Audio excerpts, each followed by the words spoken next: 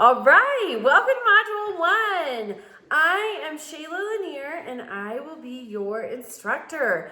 So this week we are doing a lot of things. This is a big week and I have the remnants of the Christmas cold, so please pardon that.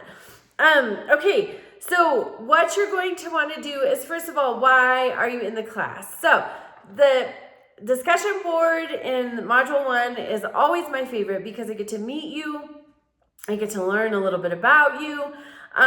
So your background, your major, whatever you feel like sharing. Obviously, it's all public. You probably don't want to overshare, but I enjoy getting to know a little bit about you. So why history? History is typically always required. Why?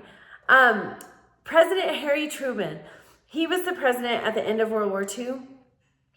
He was FDR's vice president, and FDR passed away, I think, in April of 1945, and so Truman became the president. He was a farm boy from Missouri, and so he had a way of speaking in a simple way. He wasn't, just highfalutin, I would say. He could speak in a way that speaks to me, I guess. And so he said the only thing new in the whole world is the history you don't know. And why is that? I think it's because as humans, we have not evolved much. We still need food, water, shelter. We still are motivated by love, greed, envy. We want to be important. We want to be known. And so we haven't really changed all that much. And so we study history because with historical knowledge, we can understand what has been used in the past, whether it was effective, whether it had the outcome we wanted that we thought was right. And if not, then we can change it going forward. So it's very important to study history. Also, there are so many things with history, like we live in the information age. If you want to, your favorite influencer, you could probably follow major amounts of their day. There's very little privacy. But throughout history, it wasn't like that. Certain groups, if they were documented, those documents were destroyed, ruined, manipulated.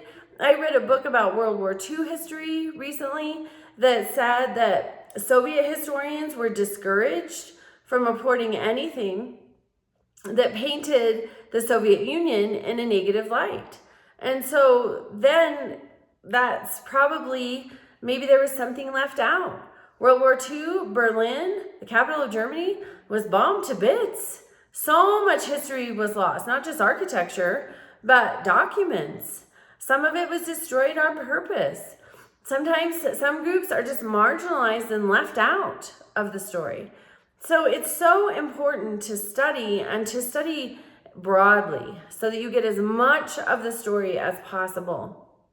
Another thing that impacts the way the story of history is told, it's told by humans. We have bias. We don't even recognize our bias, but we have it.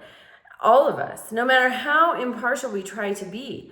And so sometimes we see certain things that were wrong are now right. For example, when I was in high school, there was this church across the road from my high school. And the church had this wall around their parking lot, and the parking lot was a little bit lower than the street. So this wall was about hip height on the outside of it, on the street side of it.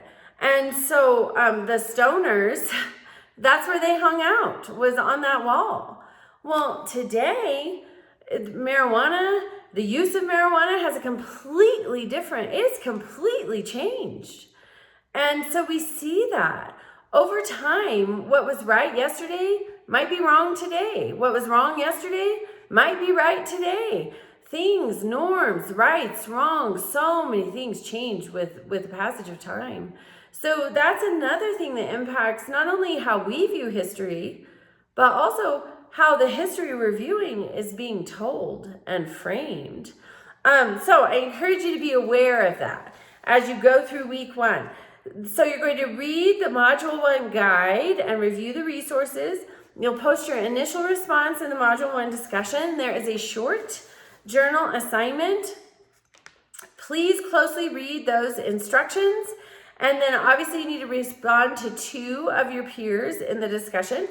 And you might want to peek ahead to Module 7 and check out the project. Everything we do in this class leads us to that and prepares us for that Module 7 project. So you might want to just overview every assignment in this class. There's a guidelines and rubric that is linked in the assignment. Always read that. It will tell you exactly what to do. It will tell you exactly what to submit, what questions to answer. It is so helpful. It's everything you need to be successful. So if you have questions, please reach out to me, and I welcome you, and I will see you in the discussion boards.